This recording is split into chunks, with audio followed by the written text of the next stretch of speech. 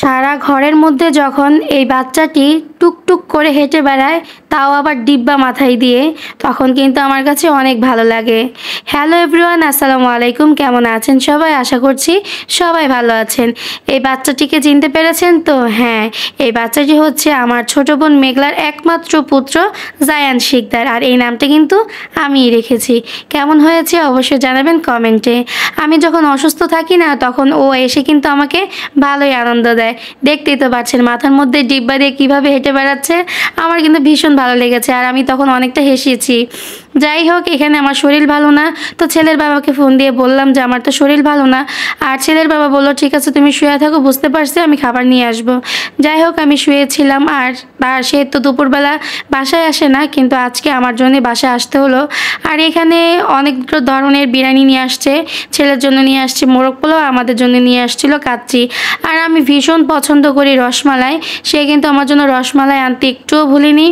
আর এটার সাথে আমি কি খাই সেটাও কিন্তু তাও ভুলিনি। আমি কিন্তু রুটি দিয়ে রসমালাই ভীষণ পছন্দ করি, সে কিন্তু একটুর জন্য ভুলিনি। এবং রসমালাইটা আমার হাতে দেয়নি, অবশ্য নিচে রেখে বলছে যে প্রেমা তুমি কিন্তু রসমালাইটা গরম হলে খাবা, তোমার গলার কন্ডিশন কিন্তু একদমই ভালো না, আর তুমি ভয়েস দিচ্ছ, তোমার ভয়েস ভালো হচ্ছে না। একদমই ঠিক, এখনও কিন্তু আমার গলাটা একদমই ভাঙা, আর আমি কণ্ঠ মানে একদমই ঠিকই হচ্ছে না। কি হচ্ছে না হচ্ছে নিজেও বুঝতেছি না। মানে এই ফার্স্ট টাইম আমার এত দিন যাবৎ আমার গলাটা খুবই খারাপ, কেন আল্লাহ জানে। হয়তো সিজন চেঞ্জ, ঠান্ডা শীতকাল সব কিছু মিলেই একদম খারাপ অবস্থা। যাই হোক, রসমালাইটা খেয়ে কিন্তু অনেক মজা পেয়েছি, আর একদম টইটুম্বুর রসালো, আর ঘনত্বটা বেশ ভালো ছিল। যাই হোক, সবসময় তো আর বাইরে রান্না খেলে হয় না, বা কিনে খাওয়া সম্ভব হয় না। আর এখানে টুক করে চলে গেলাম রান্নাঘরে খাওয়া দাওয়া শেষ করে। তো যেহেতু রাতেই খাবো, তার জন্য এখানে 4টা ডিম দিয়েছি, এইটাই রান্না করব। লাল শাক ভাজি করব, আর আম্মুর গাছের দুন্দুল ভাজি করব। তো এখানে আমি সব কিছু ক্লিন করে নিয়েছি, শাকটাকেও কেটে ধুয়ে নিয়েছি। আর এখানে আমি ডিম ঠান্ডা করার জন্য পানিতে রেখেছি। আর ফ্রিজ থেকে নামিয়ে নিয়েছিলাম ধুন্দুল। এই ধুন্দুলটাকে সুন্দর করে ছিলে আস্ত করে ধুয়েই নিয়েছি, কারণ সবজি অবশ্যই কিন্তু আগেই ধুয়ে নেওয়া ভালো। কিন্তু আমি মাঝে মধ্যে একটু উল্টিয়ে ফেলি, কারণ যখন দেখেছি কিছু সবজিতে ভালো থাকে তখন একটু অন্যভাবে ধোয়ার চেষ্টা করি। যাই হোক, এখন তো রান্নার কাজে যেতেই হবে, কারণ যত যাই হোক নিজের ঘরের হাতের রান্না অন্যরকম স্বাদ, আর সবসময় কিনে খাওয়া তো আমাদের মধ্যবিত্ত সম্ভব হয় না।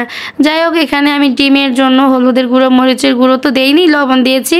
দেওয়ার পরে একটু গরম হওয়ার পরে আমি ডিমগুলো একটা একটা করে তেলের মধ্যে দিয়ে দিয়েছি। ঠিক এভাবে নেড়েচেড়ে নিয়েছি।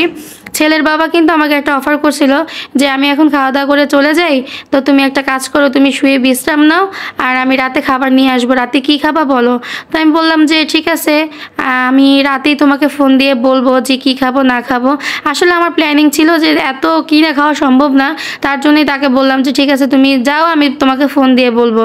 তো যাই হোক, রাত 9টা বাজে যখন সে আমাকে ফোন দিল যে কি আনবে, কারণ হোটেলের রেস্টুরেন্টে রাত্রে আসতে আসতে খাবার হয় কি কাঁচানো থাকে বা লাস্ট পর্যায়ে থাকে আর কি।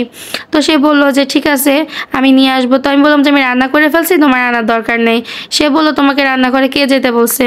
যাই হোক, এতটুক তো করতেই পারি, তাই না? তো এভাবেই কিন্তু মশলা কষাইছি, কষানোর পরে এক এক করে ডিমগুলো দিয়ে দিচ্ছি। আসলে কি জানেন তো, আমার কাছে সত্যিকার অর্থে ভালোবাসা কি, যখন স্ত্রী বিছানায় পড়ে অসুস্থ অবস্থায়, তখন যদি হাজব্যান্ড হিসাবে তার স্ত্রীর পাশে মাথা রেখে একটু হাতটা বুলিয়ে দেয় না, তখন যে এর থেকে মানে কি যে আনন্দ লাগে আর কি যে মহব্বত ফিল হয়, সেটা বলে বোঝানো যাবে না। একজন স্ত্রী বলতে পারবে যে ওই ফিলটা কেমন লাগে। শুধু হাজব্যান্ডের কথা কি বলবো, আমার ছেলেও কিন্তু এর থেকে কম যায় না। আমার ছেলেও কিন্তু মাশাআল্লাহ অনেক হেল্প করে, সব কিছু মিলে আলহামদুলিল্লাহ। যাই হোক, আজ বেশি কিছু দিতে পারিনি, তোমাদের উদ্দেশ্যে অল্প একটু দিয়েছি। তো আজ এই পর্যন্তই। সবাই ভালো থেকো, সুস্থ থেকো, আল্লাহ হাফেজ।